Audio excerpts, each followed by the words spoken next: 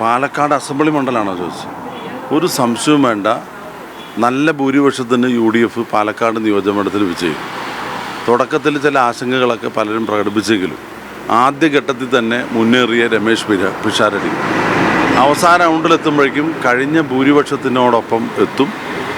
By ഇലക്ഷനിലുണ്ടായിട്ടുള്ള ഒരു ഭൂരിപക്ഷത്തിനടുത്ത് തന്നെ നല്ല കംഫർട്ടബിൾ മെജോറിറ്റിയിൽ തന്നെ പാലക്കാട് അസംബ്ലി മണ്ഡലം UDF നിലനിർത്തും. ഈ 2021 സമാനമായിട്ടുള്ളൊരു കടുത്ത പോരാട്ടമാണ് മണ്ഡലത്തിൽ നടന്നതെന്നുള്ളതാണ് ഒരു പൊതുവെ വിലയിരുത്തപ്പെടുന്നത്.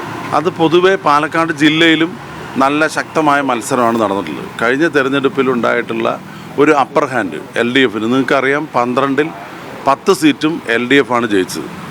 അതിൽ ഭൂരിപക്ഷം സീറ്റുകളും 25,000-ൻ്റെ മീതെ ഭൂരിപക്ഷത്തിലാണ് LDF വിജയിച്ചത്. പക്ഷേ ഇത്തവണ ആ ചരിത്രം തിരുത്തി കുറിക്കും.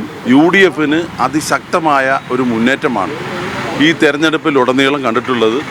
10 വർഷത്തെ ഭരണവിരുദ്ധ വികാരം കൃത്യമായി പ്രതിഫലിച്ച ഒരു ജില്ലയാണ് പാലക്കാട് ജില്ല.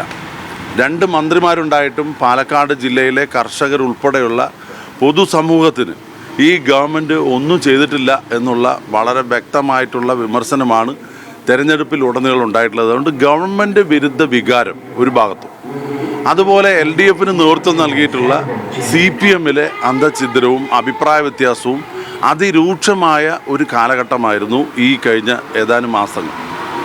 അതിൻ്റെ പ്രതിഫലനവും വളരെ ശക്തമായിട്ടുണ്ടാകും. പരമ്പരാഗതമായിട്ടുള്ള കമ്മ്യൂണിസ്റ്റ് പാർട്ടിയുടെ, മാർക്സിസ്റ്റ് പാർട്ടിയുടെ പല കേന്ദ്രങ്ങളിലും വലിയ വിള്ളൽ വീഴ്ത്തിക്കൊണ്ടായിരിക്കും ഈ തെരഞ്ഞെടുപ്പ് ഫലം വരിക. കഴിഞ്ഞ തവണത്തെ പോലെ വലിയ മൃഗീയ ഭൂരിപക്ഷം ഈ ജില്ലയിൽ ഒരു സീറ്റിൽ പോലും CPM ഉണ്ടാകില്ല. 12-ൽ 7 സീറ്റെങ്കിലും ചുരുങ്ങിയത്, അത് കൂടുതൽ ട്രെൻഡ് ഉണ്ടെങ്കിൽ ഇനി അതിലും കടക്കാനുള്ള സാധ്യതയുണ്ട്. എന്തായാലും 12-ൽ 7 സീറ്റെങ്കിലും UDF വ്യക്തമായ ഭൂരിപക്ഷത്തോടു കൂടി വിജയിക്കും. ഈ PK ശശിയും സുരേഷൊക്കെ വിസ്മയം ഉണ്ടാക്കിയെന്ന് കരുതുന്നുണ്ട്. തീർച്ചയായിട്ടും അവരുടേതായ റോള് അവർ നിർവഹിച്ചിട്ടുണ്ട്. കാരണം 10-35 വർഷക്കാലമായി CPM-ൻ്റെ ഹാർഡ് കോർ മെമ്പർമാരായും നേതാക്കളായും വിശ്വസ്തരായും പ്രവർത്തിച്ചവരാണ് അവർ. ഇപ്പോൾ പാർട്ടിയിൽ ഉരുത്തിരിഞ്ഞിട്ടുള്ള അഭിപ്രായ വ്യത്യാസം അവരിലൂടെ പുറത്ത് കണ്ടു എന്നേ ഉള്ളൂ.